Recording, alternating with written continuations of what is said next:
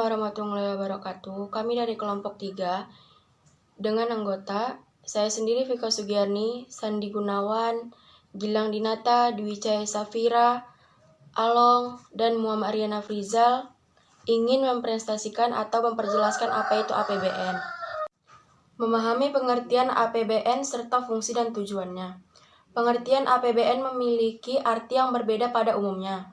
Pengertian APBN atau Anggaran Pendapatan Belanja Nasional adalah suatu rencana keuangan tahunan pemerintah Indonesia yang sebelumnya sudah mendapatkan persetujuan dari DPR. Lantas, apa pengertian sebenarnya dari APBN? Berikut ini kami akan jelaskan pengertian APBN lengkap dengan fungsi beserta tujuannya. Pengertian APBN.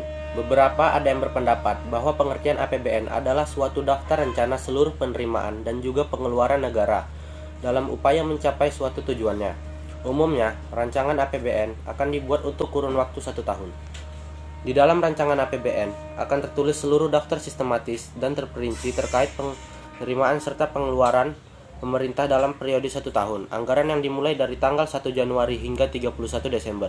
Rancangan APBN di dalamnya mencangkup perubahan dan juga pertanggungjawaban setiap tahun yang sudah ditetapkan sesuai undang-undang.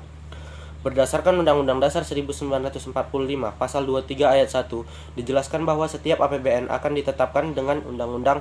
Jika DPR tidak menyetujui anggaran yang sudah diusulkan oleh pemerintah pusat, maka pemerintah pusat akan menggunakan anggaran yang masih ada pada tahun lalu. Fungsi APBN.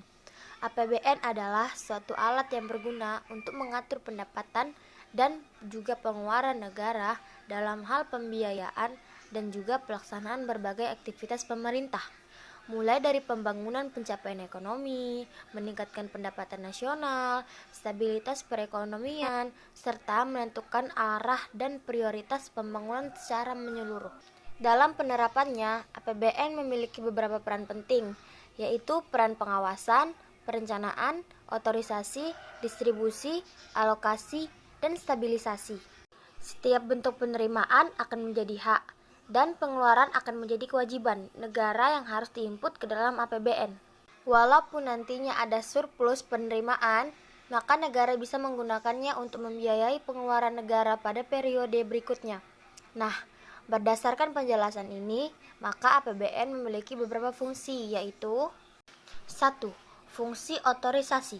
Fungsi otorisasi dari APBN berarti anggaran negara yang dijadikan dasar sebagai pelaksanaan pendapatan dan belanja negara pada tahun yang sedang berjalan, sehingga pembelanjaan dan juga pendapatan nantinya bisa dipertanggungjawabkan pada rakyat Indonesia. 2. Fungsi perencanaan.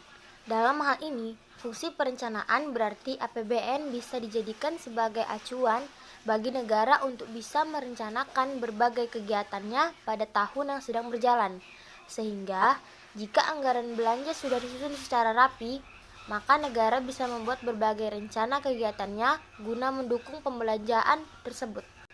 Contohnya adalah dalam anggaran tercantum anggaran dalam membuat proyek pembangunan jalan senilai 5 miliar, maka pihak pemerintah bisa segera bertindak untuk melakukan proyek tersebut agar nantinya bisa berjalan dengan lancar tanpa ada masalah.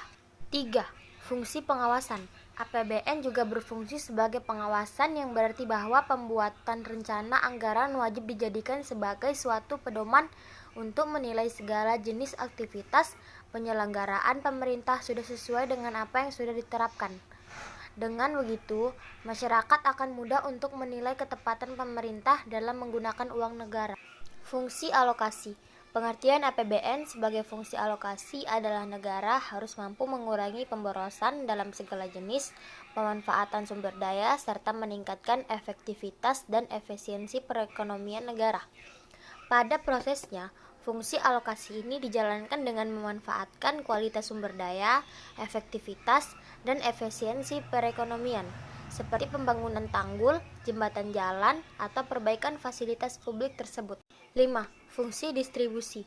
Fungsi APBN sebagai distribusi berarti negara harus memperhatikan keadilan dan kepatutan dalam menjalankan berbagai kebijakannya. Dalam hal ini, negara harus memanfaatkan APBN untuk kepentingan masyarakat seperti untuk dana pensiun, subsidi, dan premi lainnya. 6. Fungsi stabilisasi. APBN juga berfungsi untuk memelihara dan menjaga keseimbangan perekonomian dasar negara. Dalam prosesnya, APBN harus berguna untuk menjaga arus uang atau mencegah tingginya tingkat inflasi dan deflasi yang terlampau besar. Tujuan APBN berdasarkan penjelasan di atas, setidaknya terdapat dua tujuan utama terbentuknya APBN. Pertama, APBN dirancang untuk memelihara serta mencegah tingkat stabilitas perekonomian negara dan juga mencegah adanya defisit negara.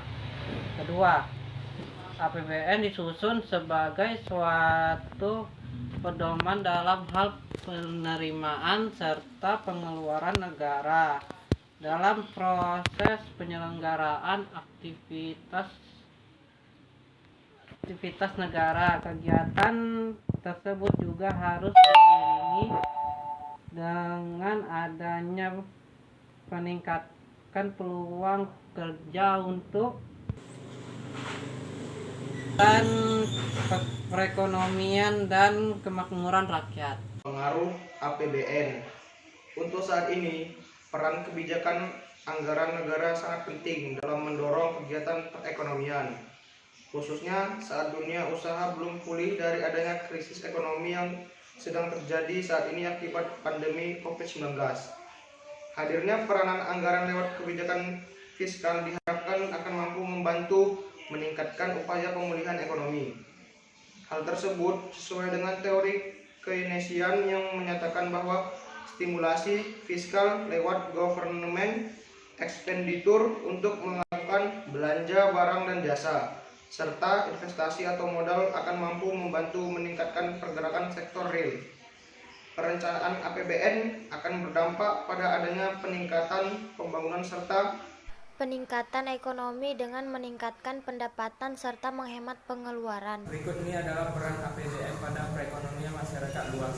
1. Membantu meningkatkan perkembangan ekonomi masyarakat yang diketahui dengan besaran nilai GNP dari tahun ke tahunnya. 2. Menjaga stabilitas uang negara untuk mengatur jumlah uang yang beredar. 3. Meningkatkan investasi pada masyarakat karena hal tersebut mampu mengembangkan berbagai industri yang ada di dalam negeri. 4. Membantu alur distribusi pendapatan dengan mengetahui sumber penerimaan dan juga pemanfaatan belanja pegawai dan belanja barang.